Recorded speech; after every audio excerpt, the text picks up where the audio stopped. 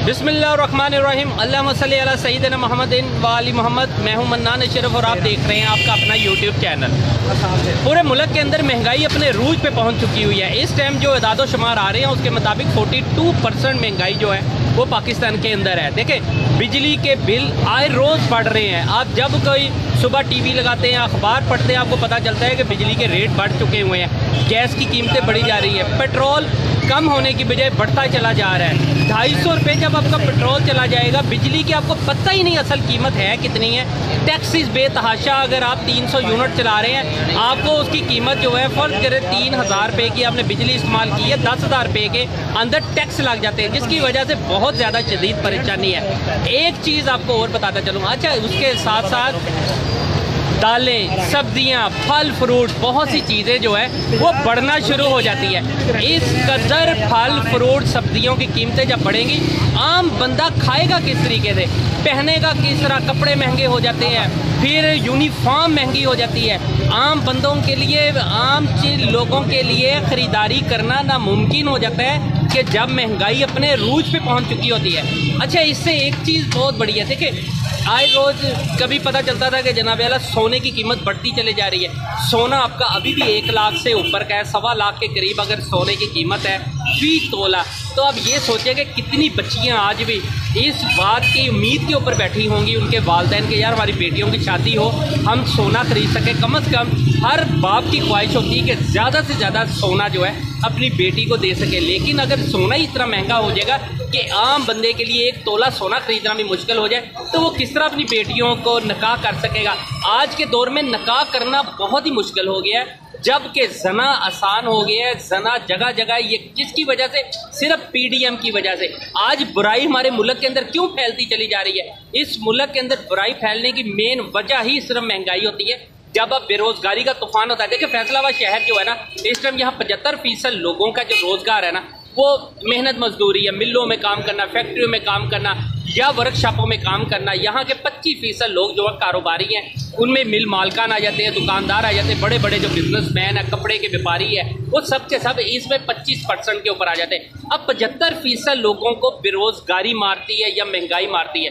अच्छा, जैसे जैसे बिजली की कीमतें बढ़ रही हैं, उन पर बेजा टैक्सेस लग रहे हैं, आए रोज कोई ना कोई पीडीएम की तरफ से ऐसा यानी कि हुक्म आ जाता है जिसकी वजह से आम बंदा जो है उसके अंदर मुब्तला होता है, जिसकी वजह से आज लोग अपने बच्चों की शादियां नहीं कर पा रहे। आज हमारे यहाँ हराम करी हलाल होती चली जा रही, इसलिए कि जब बच्चियां या खवातीन या लोग बेचारे परेशानी के आलम के अंदर लोगों से बाहर निकलते हैं, तो शेख दानत जैसे कई भेड़िए जो है ना दाल लगा के बैठी होती हैं, जो देखते हैं कि मजबूर कौन है, बेबस कौन है, लाचार कौन है, फिर उसकी कीमत लगाई जाती है। क्योंकि जो लोग पैसे वाले होते हैं वो कीमत ईजी लगा लेते हैं, मजबूर बंदा जो उनकी कीमत के अंदर आ जाता होता है। लिहाजा बहुत से लोगों का रोजगार जो है मेहनत मजदूरी से है। आज बिजली महंगी हो रही है, गैस महंगी हो रही है, इंडस्ट्री बंद होना शुरू हो गई है। आपकी एक्सपोर्ट कैसे चलेगी जब आपकी इंडस्ट्री बंद होगी? छोटी इंडस्ट्री आपकी रेट की वजह से बंद होती है। आगे पीछे जो मजदूर मेहनत मजदूरी करके जो अपनी यानी कि एक वो सैलरी लेता था या अपनी मजदूरी लेता था, आज उस मजदूरी के अंदर उसका गुजारा नहीं हो पा रहा, जिसकी वजह से उसके लिए बड़ी परेशानी इस बात के ऊपर भी है, वो घर कैसे चलाएगा, 550 रुपये किलो घी कैसे खरीदेगा, 400 रुपये किलो तक दालें हैं, जो अच्छी दाल सफाई वाली दालें हैं वो 400 रुपये किलो। अब कोई भी सब्जी खरीदने चले जाए वो 200 रुपये से कम की सब्जी नहीं मिल रही है। आप अदरक खरीदने चले जाए, लहसुन खरीदने चले जाए, कोई चीज़ आप मसाला जात खरीदने चले जाए, आप काली मिर्च खरीदने चले जाए, आप लाल मिर्च खरीदें, हर बंदा दा के ऊपर बैठा है और वो अपनी मर्जी का रेट दे रहा है, या चेक एंड बैलेंस नहीं करती गवर्नमेंट। यहाँ जितनी महंगाई होती है, अगर गवर्नमेंट अगर 5% महंगाई करती है तो मार्केट उसे 50% महंगाई में कन्वर्ट कर देती है। वजह यह है कि चेक एंड बैलेंस नहीं होता। हुकूमतें अपने फड्डों में पड़ी हुई है। पीडीएम की कोशिश है कि हम हर सूरत पीटीआई को उठा दें, लेकिन आम जनता, आम लोग करेंगे क्या?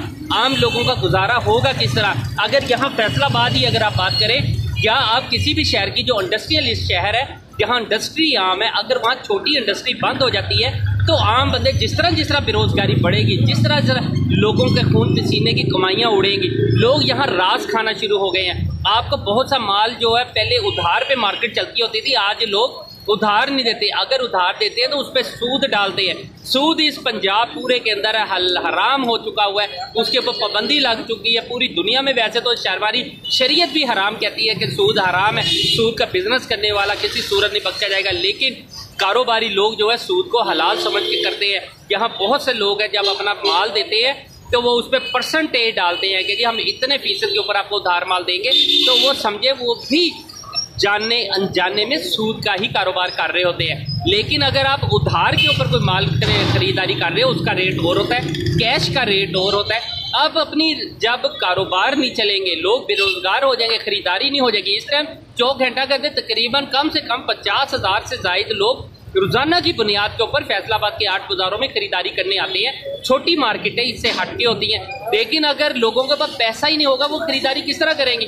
खवातीन के पास पैसा नहीं होगा वो अपना लिबास किस तरह खरीदेंगे, अपने बच्चों के लिए लिबास किस तरह खरीदेंगे, अपने नए से नई चीज़ें किस तरह अफोर्ड करेंगे? मेकअप अफोर्ड नहीं कर सकते। इसके अलावा घरेलू आज लोगों को आम रूटीन में अपने किचन की हालत देख के उनके ऊपर सबसे पहले उसे ही पूरा करना बड़ा मुश्किल हुआ है। आज छोटा गोश्त जो है 1500 रुपये किलो आम इलाकों में फरोख्त हो रहा है। कोई माइका लाल है जो उसे पकड़ेगा? डिप्टी कमिश्नर हो कोई भी हो, क्या उन्हें इस बात का पता है? जब भी उन्होंने विजिट करना होता है वो सबसे पहले खुद फोन करके बता देते हैं कि हमने फलां इलाके में विजिट करना है। वहाँ लिस्टें चस्पा हो जाती है कि नहीं जी यहाँ तो सिर्फ 900 रुपये किलो है। सर कौन पकड़ेगा? पीडीएम अपने खाते के अंदर पड़ी हुई है। जब से पीडीएम की गवर्नमेंट आई है इसने तबाही फेरी हुई है। आए रोज इतनी महंगाई हमने अपनी पूरी जिंदगी में कभी इस तरह की महंगाई नहीं देखी थी जितनी महंगाई इस टाइम के ऊपर आम बंदे के लिए हो चुकी हुई है। आम बंदा कल कला को पहले 10,000 के अंदर अगर अपनी दालें सब्जियां या घी खरीद के लाता था, आज वही दालें सब्जी घी जो है 20,000 रुपये के अंदर आ रहा है। आज आप इंडस्ट्री के अंदर बाकायदा छोटी इंडस्ट्री बंद होती चली जा रही है। हमारे यहाँ सिर्फ छोटी इंडस्ट्री के अंदर तकरीबन 25 लाख के करीब अफराद जो है ना वो काम करते हैं। लेकिन अगर छोटी industry, power loom, sizing industry, इसके अलावा प्रोसेसिंग मिल्स जो है ये बंद होना शुरू हो जाएंगी तो क्या बनेगा? इस मुल्क के अंदर बेरोजगारी को संभालेगा कौन? यहाँ की बहुत सी बच्चियाँ, लाखों बच्चियाँ जो ऐसी है वालदैन बेबस लाचारी के आलम में अपनी बेटियां जवान होते देख तो रहे हैं, उनके निकाह किस तरह करेंगे? उन्हें फर्नीचर खरीद के कैसे देंगे? कल तक जो फर्नीचर 1.5 लाख रुपए का था आज 3-3, 4-4 लाख, 8-8 लाख, 10-10 लाख रुपए का फर्नीचर हो चुका हुआ है। कल तक जो अपने बेटियों को 50,000 रुपये तोले के अंदर सोना देते थे आज वही 1.5 लाख रुपए तोले में पड़ रहा है जब उसकी मजदूरी पड़ जाती है। किस तरीके से लोग आसानी के साथ निकाह कर सकेंगे? किस तरह आम रूटीन में बाप अपनी बेटियों को रुखसत करेगा? लिहाजा जब बाप अपनी बेटियों को रुखसत नहीं करेगा, बेटों की शादियां नहीं कर पाएगा, बेटों को नौकरियां नहीं मिलेगी, नौजवान बच्चे जो है पढ़ के जब मैदान में आएंगे वो बेरोजगारी की भेंट चढ़ जाएंगे। बाहर यूनिवर्सिटियाँ, कॉलेज उन्हें फारग करी जा रही है, उनके कोर्सेज मुकम्मल हो रहे हैं, लेकिन बाहर जॉब है नहीं है कोई। देखिए सबसे बड़ा जो होता है कि जो बेरोजगारी को ख़त्म करने वाला वो प्राइवेट सेक्टर होता है। गवर्नमेंट इतनी जॉब किसी सूरत नहीं दे सकती होती, लेकिन अगर प्राइवेट सेक्टर के अंदर नई इंडस्ट्री नहीं लगेगी, नए कारोबार रन नहीं होंगे, लोग जॉब किसको मिलेगी, किसको नौकरी किसको मिलेगी? यहाँ MA MSc करके बड़ी बड़ी डिग्रियां लेके स्टूडेंट जो है वो धक्के खा रहे हैं। कारोबार करने के लिए लाखों रुपया चाहिए, वो उनके पास नहीं है। एंड रेडी है, अगर आप रेडी भी लगाते हैं तब भी आपको 50,000 का माल हर सूरत खरीद रहे हैं। अगर आप 50,000 का माल नहीं लेते आप एक रेडी भी नहीं लगा सकते होते। छाबड़ी के लिए भी अगर आपको 10,000 रुपये का किसी न किसी से सामान खरीद रहे हैं, कोई बंदा आप पे भरोसा नहीं करता, यकीन नहीं करता कि जी 10,000 का माल मैं उधार दूं तो क्यों दूं? वो 10,000 रुपये के ऊपर भी आज लोग रिस्क नहीं ले पा रहे। बेरोजगारी आम हो रही है। जब बेरोजगारी आम होती है उस टाइम के ऊपर बदफेलियाँ, कत्लो गारत, जराइम बढ़ता है, उसके अंदर जना बढ़ता है, उसके अंदर बहुत सारी बुराइयां जन्म लेती हैं और इसकी सारी पकड़ जो है मौजूदा हुक्मरानों के ऊपर होगी।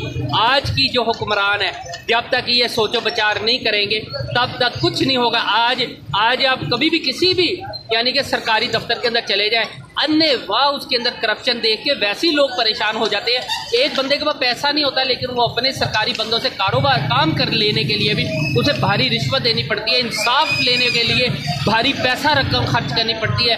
अरे बाबा आप लोग कहाँ क्यों सहूलत नहीं देते आम पब्लिक को, आम जनता को क्यों नहीं सहूलत देते? जब तक ये सहूलतें आम पब्लिक को नहीं मिलेंगी तब तक आपकी हुकूमत का आम आदमी को कोई फ़ायदा नहीं।